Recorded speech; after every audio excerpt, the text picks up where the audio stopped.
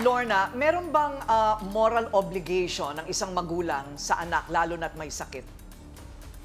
Ang parent to the child, Yes. meron. Meron. Meron. Yeah. Kasi, ang Hindi legal obligation, moral? it's both moral and legal. Oh. Because wala nang obligation ng parents sa child kung married or has income. Emancipated through marriage or age of majority or may income that can support. Kaya ngayon, dependent siya eh. Ang mas may obligasyon si lolo sa kanya kaysa sa anak niya.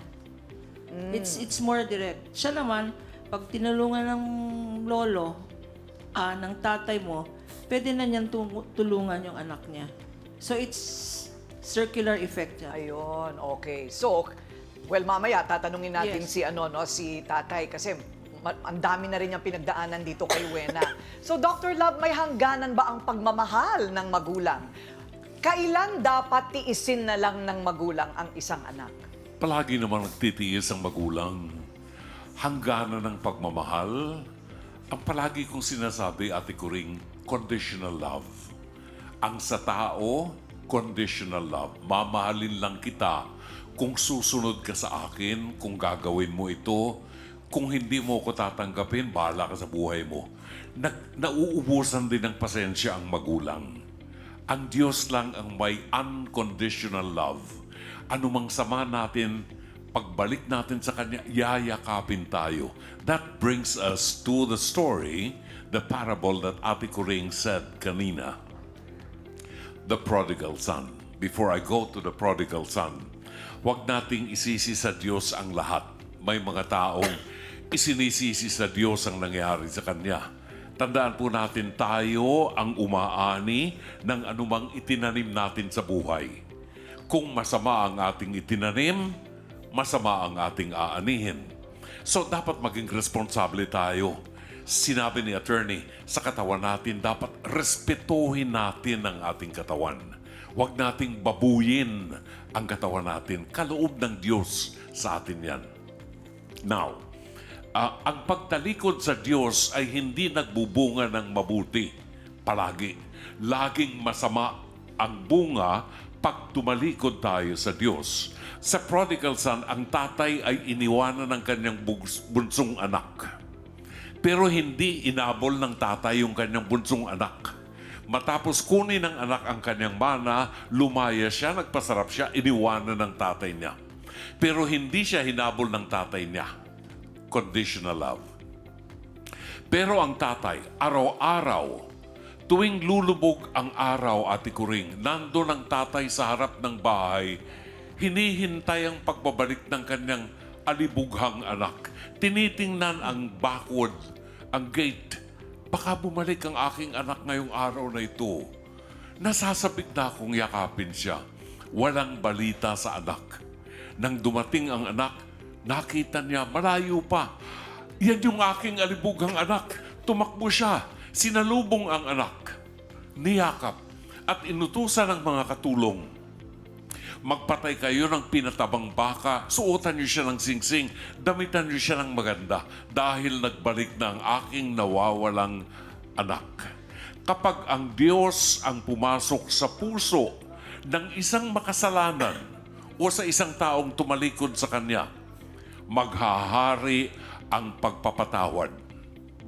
Sa araw na ito, matapos isilang si Jesus, nadarama ko kay Tatay Arthur ang presensya ng Diyos na nakahandang magpatawad sa isang alibugang anak na nagbabalik loob sa isang magulang. Ate Kuring. Napakaganda. Thank you, Dr. Love. Si Doc Camille naman, paano nga ba natin maaalagaan ang mga taong may HIV? Importante rin ito. Yes. Yes. Ate ko rin, unang-una no, siguro sa pagkakataong ito, Wena, napaka-importante na buti na isabi mo yung talagang nangyayari sa'yo dahil kasi malaking factor dito yung suporta ng pamilya. Kasi karamihan po na hindi yung nagsasabi, ang tendency nagkakaroon ng depression. Pero alam nyo, unang-una dito, pangalagaan mo yung sarili mo. Kumain ka ng maayos, masustansyang pagkain. Pero dito hindi ko, isa sa dapat nyong iwasan pag ikaw ay merong HIV, yung mga hilaw na pagkain or mga seafoods. Kasi karaniwan na naaapektuhan po ng yung talagang lumalala ang HIV ay dahil kasi sa yung mga foodborne illness or diseases. 'Di ba kasi yung mga pagkain na hilaw, mas maraming mga possible na bacteria kaya pwedeng lumala. Walang masama po na kayo ay merong inaalaga ang tao na may HIV. Tatandaan nyo, hindi po ito nakakahawa. At napaka-importante na i-monitor natin kung kayo ay nakakaranas ng kalungkutan. Kasi pwede naman po kayong bigyan ng gamot o kaya naman po kung talagang kinakailangan ng counseling, meron po tayong mga ahensya na tutulong. Ngayon, Wena, kung gusto mo na nakakaranas ka ng ganyang depresyon, lalo pat bago kang anak, nandito kami para tumulong sa'yo. Kung gusto mo, wala itong bayad. Libre ito na magpapakounsel ka sa amin para sa ganun, matulungan ka namin at maintindihan din ni tatay kung bakit kinakailangan yung suporta niya. Kasi, alam nyo, ito isa sigurong magandang pagkakataon para malaman ng lahat na pagdating sa ganitong mga klaseng sakit, pamilya ang napaka-importante. Hindi lang sabihin nyo na tayo ay isang yung magiging ayaw natin na yung magiging alagain tayo, hindi ka magiging alagain. Mayroong mga gamot at ito ay makakatulong para magugulat ka. In 2 or 3 years time, baka wala na yan. Kaya kailangan magpalakas ka lang. At pwede ka pa rin magtrabaho. Yes. Pwede ka pa rin magtrabaho, hindi ba? Oo, tsaka bawal ang discrimination sa trabaho Yes. kapag ikaw may HIV.